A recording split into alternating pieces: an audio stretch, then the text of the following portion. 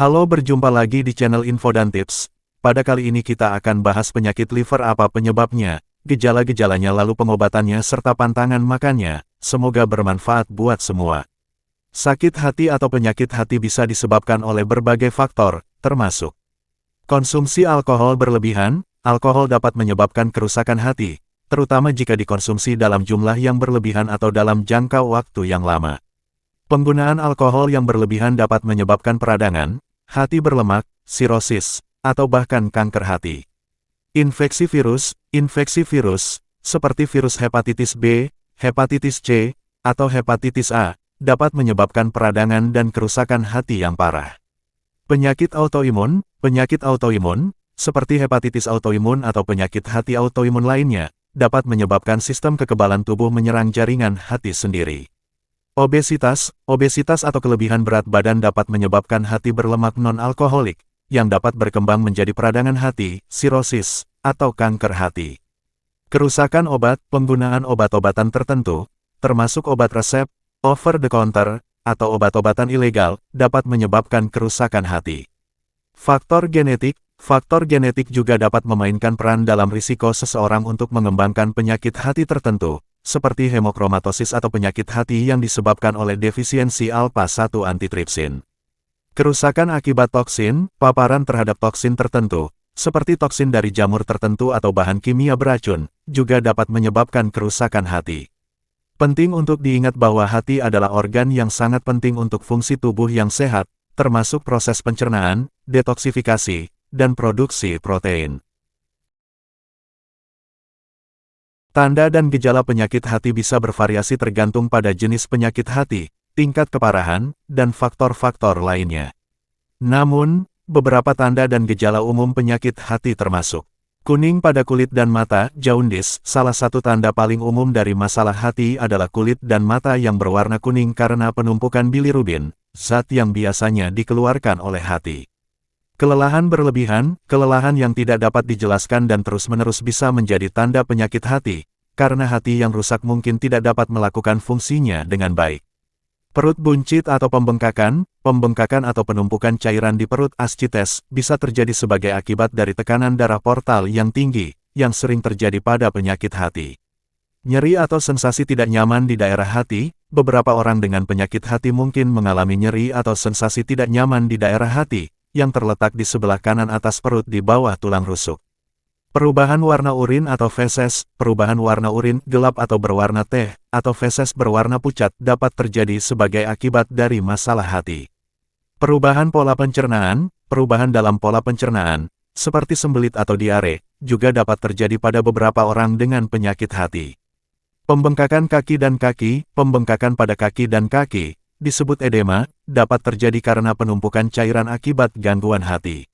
Mual dan muntah, muntah, atau hilangnya nafsu makan juga dapat terjadi sebagai gejala penyakit hati. Penting untuk diingat bahwa gejala penyakit hati bisa bervariasi, dan beberapa orang mungkin tidak mengalami gejala sama sekali pada tahap awal penyakit. Hayo dukung terus channel ini dengan menekan tombol subscribe dan like, dan tonton video kami yang terbaru. Karena dengan mendukung channel ini maka Anda ikut membantu kucing-kucing di jalanan dan terlantar, karena hasil dari channel ini kami donasikan 75% buat kucing yang kami adopsi. Penularan penyakit hati karena virus melalui apa? Penyakit hati yang disebabkan oleh virus, seperti hepatitis B, hepatitis C, dan hepatitis A, dapat menyebar melalui berbagai cara. Berikut adalah beberapa jalur penularan umum virus penyebab penyakit hati. Kontak darah ke darah, salah satu cara utama penularan virus hepatitis adalah melalui kontak langsung dengan darah yang terinfeksi. Ini bisa terjadi melalui transfusi darah yang tidak aman, berbagi jarum suntik atau alat lainnya yang terkontaminasi dengan darah, atau tindakan medis. Atau kosmetik yang melibatkan kontak dengan darah, seperti tato atau piercing tubuh. Kontak seksual, beberapa virus hepatitis, seperti hepatitis B dan hepatitis C, dapat menyebar melalui kontak seksual dengan orang yang terinfeksi. Praktik seks yang tidak aman, termasuk hubungan seks tanpa pengaman dengan pasangan yang terinfeksi, meningkatkan risiko penularan. Melalui air liur, air susu ibu, atau sekresi lainnya, virus hepatitis A dapat menyebar melalui kontak dengan air liur atau tinja orang yang terinfeksi, atau melalui makanan atau minuman yang terkontaminasi. Virus hepatitis B dan C juga dapat ditemukan dalam jumlah kecil dalam air liur, air susu ibu, atau sekresi lainnya, meskipun risiko penularannya melalui jalur ini lebih rendah daripada melalui darah atau kontak seksual. Dari ibu ke bayi, penularan virus hepatitis B dapat terjadi dari ibu yang terinfeksi ke bayinya selama persalinan atau melalui ASI. Untuk mencegah penularan vertikal, imunisasi bayi dengan vaksin hepatitis B dan pemberian imunoglobulin hepatitis B segera setelah lahir dapat direkomendasikan. Penting untuk diingat bahwa langkah-langkah pencegahan yang tepat, seperti menggunakan kondom saat berhubungan seks, menghindari berbagi jarum suntik atau alat lainnya yang terkontaminasi dengan darah, dan menerima vaksinasi hepatitis B, dapat membantu mencegah penularan virus hepatitis. Pengobatan medis untuk sakit liver. Pengobatan medis untuk penyakit hati tergantung pada jenis penyakit hati, tingkat keparahan, dan faktor-faktor individu lainnya. Berikut adalah beberapa metode pengobatan medis yang umum digunakan untuk berbagai kondisi penyakit hati. Obat-obatan, dalam beberapa kasus, penggunaan obat-obatan tertentu dapat membantu mengelola gejala atau memperlambat perkembangan penyakit hati.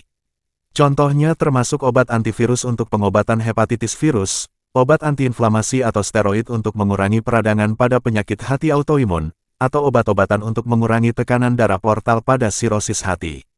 Terapi antivirus, untuk penyakit hati yang disebabkan oleh infeksi virus, seperti hepatitis B atau hepatitis C, terapi antivirus dapat diresepkan untuk membunuh virus dan mencegah kerusakan lebih lanjut pada hati. Terapi antivirus baru-baru ini telah menghasilkan tingkat kesembuhan yang tinggi bagi banyak orang dengan hepatitis C kronis. Manajemen gaya hidup, perubahan gaya hidup sehat, seperti diet sehat rendah lemak, pengurangan konsumsi alkohol, berhenti merokok, dan latihan fisik teratur, dapat membantu mengurangi risiko kerusakan lebih lanjut pada hati dan meningkatkan fungsi hati. Transplantasi hati, untuk beberapa kasus penyakit hati yang parah, seperti sirosis hati tahap lanjut atau kanker hati, transplantasi hati mungkin menjadi pilihan pengobatan.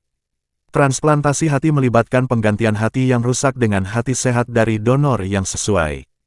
Manajemen komplikasi, penting untuk mengelola komplikasi yang mungkin terjadi akibat penyakit hati, seperti ascites penumpukan cairan di perut, ensefalopati hepatik, gangguan fungsi otak, atau perdarahan varises esofagus, pembuluh darah yang melebar di esofagus. Pengobatan yang tepat untuk penyakit hati harus ditentukan oleh profesional kesehatan berdasarkan diagnosis yang tepat dan evaluasi menyeluruh dari kondisi kesehatan Anda. Penting untuk berkonsultasi dengan dokter Anda untuk mendapatkan rekomendasi pengobatan yang tepat sesuai dengan kebutuhan Anda. Apakah penyakit liver bisa disembuhkan? Kemampuan untuk menyembuhkan penyakit hati tergantung pada berbagai faktor, termasuk jenis penyakit hati, tingkat keparahan, dan apakah kerusakan yang terjadi bersifat reversibel atau irreversibel. Beberapa jenis penyakit hati, seperti hepatitis virus akut, dapat sembuh sepenuhnya dengan perawatan yang tepat, sementara jenis penyakit hati lainnya, seperti sirosis hati, biasanya tidak dapat disembuhkan tetapi dapat dikelola dengan baik. Berikut adalah beberapa contoh situasi di mana penyakit hati dapat disembuhkan.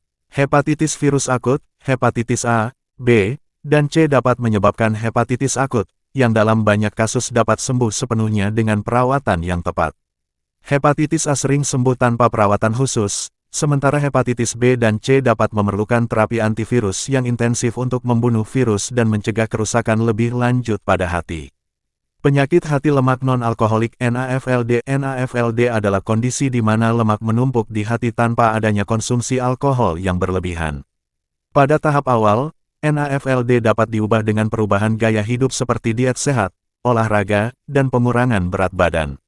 Namun, beberapa jenis penyakit hati, seperti sirosis hati, tidak dapat disembuhkan dan memerlukan manajemen jangka panjang untuk mencegah kerusakan lebih lanjut dan memperlambat perkembangan penyakit. Pilihan pengobatan untuk penyakit hati bergantung pada diagnosis yang tepat dan perawatan yang direkomendasikan oleh dokter yang merawat. Penting untuk diingat bahwa pengobatan dini, manajemen gaya hidup yang sehat, dan pemantauan rutin oleh profesional kesehatan dapat membantu mencegah kerusakan lebih lanjut pada hati dan meningkatkan prognosis bagi orang dengan penyakit hati. Jika Anda memiliki kekhawatiran tentang kesehatan hati Anda, penting untuk berkonsultasi dengan dokter untuk evaluasi dan perawatan yang tepat. Makanan apa pantangan buat penderita liver?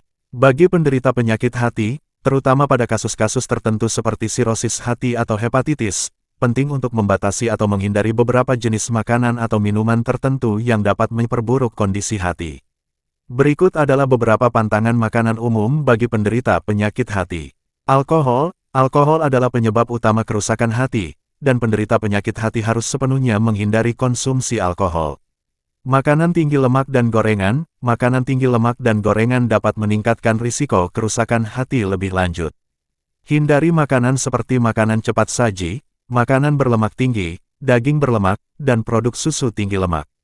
Makanan tinggi gula dan lemak trans. Konsumsi makanan tinggi gula, makanan olahan, dan makanan yang mengandung lemak trans harus dibatasi, karena dapat meningkatkan risiko obesitas, diabetes, dan perburukan penyakit hati. Garam. Konsumsi garam berlebihan dapat menyebabkan penumpukan cairan dalam tubuh dan memperburuk kondisi seperti ascites. Batasi konsumsi garam dan hindari makanan yang tinggi sodium, seperti makanan olahan dan makanan kaleng. Makanan tinggi kolesterol. Makanan tinggi kolesterol, seperti kuning telur, makanan laut berlemak, dan makanan olahan yang mengandung lemak jenuh, sebaiknya dibatasi.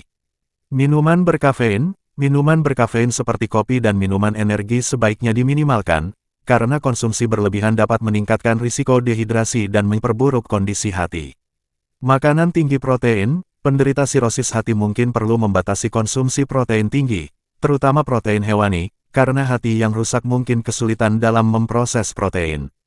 Tetapi, disarankan untuk berkonsultasi dengan dokter atau ahli gizi sebelum melakukan perubahan drastis dalam diet protein. Penting untuk diingat bahwa setiap individu memiliki kebutuhan makanan yang berbeda, dan saran diet harus disesuaikan dengan kebutuhan dan kondisi kesehatan masing-masing. Konsultasikan dengan dokter atau ahli gizi untuk merencanakan diet yang sesuai dengan kondisi hati Anda.